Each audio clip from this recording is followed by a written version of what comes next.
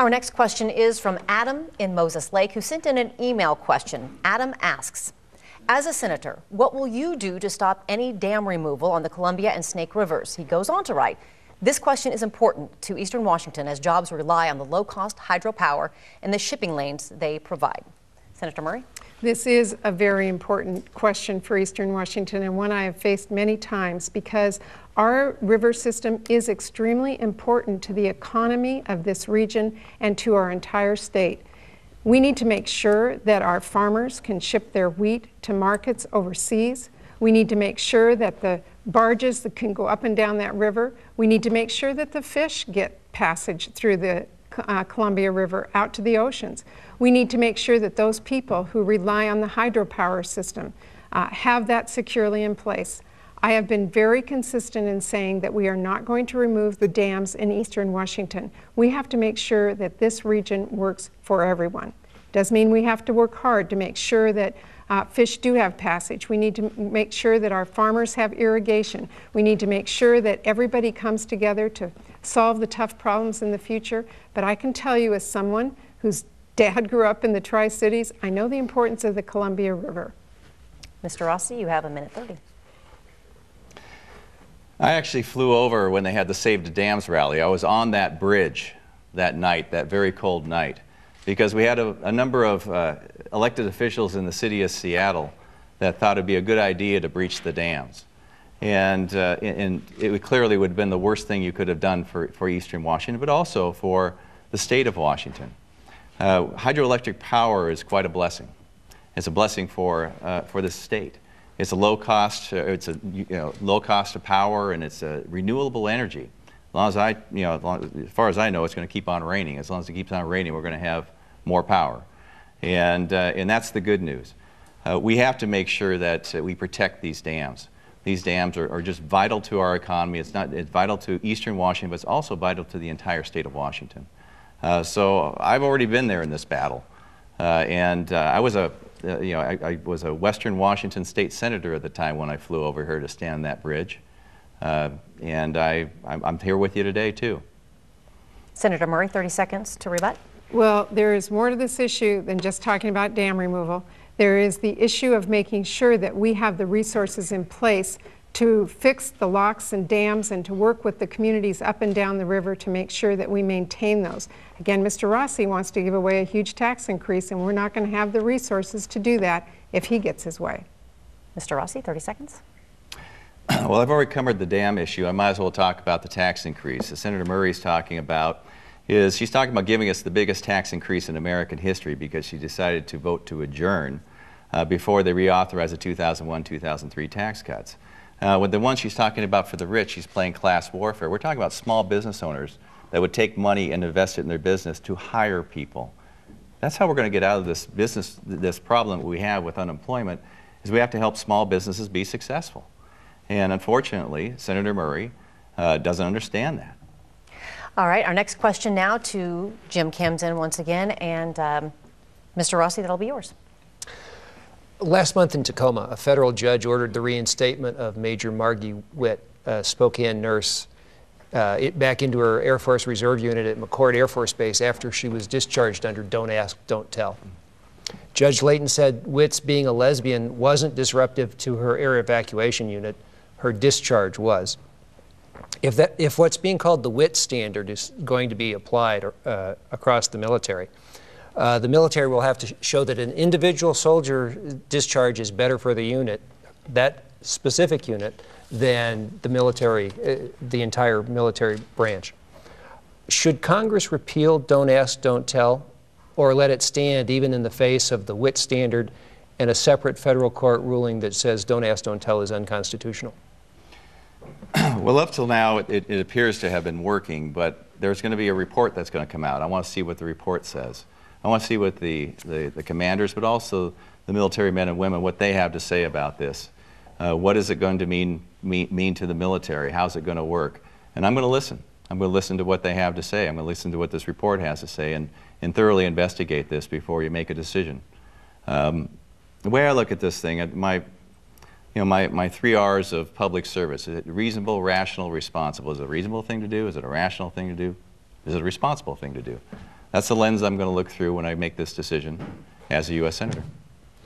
Senator Murray, a minute 30.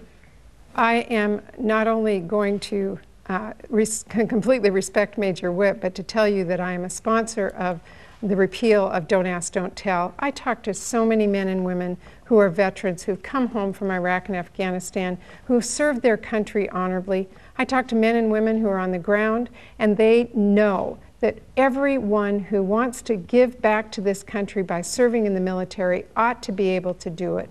Major Witt is a hero, and I hope that she and many other men and women who are gay or lesbian are able to serve our military just like everybody else. I talked to a young woman here in Spokane who's a senior in high school who told me that her dream, when she graduates in June, is to serve our country in the military. And she told me that honor code that she has to take is going to keep her right now from serving in the military because she's gay. I just think that's wrong. She should be able to pursue her dream. I think we should repeal Don't Ask, Don't Tell. Would you like to rebut? Like I said, we'll see what the report has to say. We have to make sure that it actually works and makes sense. And so I will look at the report, and I'll make a decision based upon that, and also further investigations talking to men and women in the military. They're the ones that are going to be affected as well. All this has to be done in a rational way. Senator Murray, 30 seconds. Oh, I don't know how you look someone in the eye and tell them after they've served 10, 15, 20 years for our country and done remarkable, remarkable, amazing work, that all of a sudden they are a second-class citizen. Well, we want to share another taped question with you, this one from a local college student. Hi, my name is Ryan. I'm a senior at Eastern Washington University, and my question has to do with college tuition. I'm currently going to school full-time and working part-time. I'm in the process of getting a second job, and I just took out another student loan to help pay for my bills. Unfortunately, my parents' combined income is just over the line that would make me eligible for financial assistance from the government. My question is, what specifically would each candidate do to help bring relief to middle-class families like mine that aren't poor enough to receive assistance from the government but aren't rich enough to pay for everything either? Senator Murray, that question to you. Oh, thank you for asking that question, because I can tell you, I know exactly how you feel. I grew up in a family with 7 kids, and my dad got sick right before I graduated from high school, was diagnosed with multiple sclerosis, and all of a sudden, we didn't know whether we were going to be able to go on to college, all 7 of us. My family struggled, but they made the decision that they were going to work very hard to make sure all of us were able to go to college. Because we had a country at our back, all 7 of us were able to go to college through Pell Grants and student loans. That's exactly why I just voted to make sure that the banks got out of the business of providing student loans to a profit to the banks and put that money back into student loans to students like you so that you could go to college. And we are increasing now the number of students who get federal help because of that decision. I think it's imperative that we work in every way we can to help our young people get through college. I know our state legislatures are struggling because of budget cuts, tuitions are rising. It's the federal government's responsibility to make sure that any student, no matter who they are or where they come from, whether it's a family like mine when I was growing up or yours, has the ability to go to college. It's so important for our country and our future and our competitiveness, and I'm going to continue to do everything I can to make sure you and anyone like you can go to college. Mr. Rossi, a minute 30. Well, I'm the youngest of 7 kids raised on a Seattle public school teacher's salary. We didn't have any money, but I wanted to go to college, so I worked a number of different jobs to make my way through the School of Business at Seattle University. I worked construction, but mainly as a janitor, waxing floors at the Space Needle. I also received need grant and other help, student loans, which is why when I was writing the budget in Olympia as chairman of the Ways and Means Committee, when we had the biggest deficit in state history, I made sure that the need grant was available. They were just trying to funnel it into a couple different areas, and I said no. I was willing to lay down on railroad tracks to make sure that it was available for kids like me. And for that, I ended up receiving the Stanley O. McNaughton Award from independent colleges for doing exactly what I said I would do by trying to protect that funding. As a father of 4, our oldest is a sophomore in college. I know exactly how expensive this is. I know what it's like to fill out the FAFSA form. And then they tell you that you make too much for anybody to get loans or to get help. That's a problem.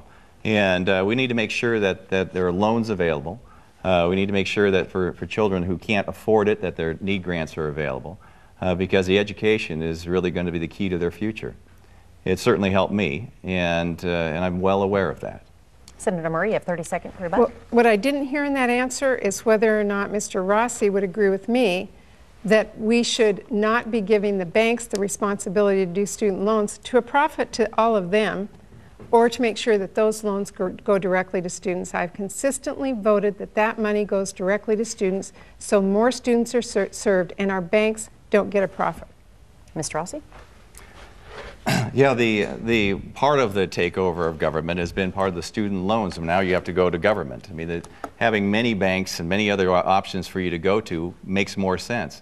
I like to see every student have options in front of them. I had options, and students should have options. Parents need to have options. Unfortunately, the options are getting limited because of government control. Well, our next question comes from Michelle Dupler, once again from the Tri-City Herald. Would you support providing amnesty to the undocumented workers currently living in the United States? If so, how would you determine who gets amnesty? If you would not, how would you address the resulting shortage of seasonal agricultural labor if those workers are deported? Mr. Rossi, that goes to you.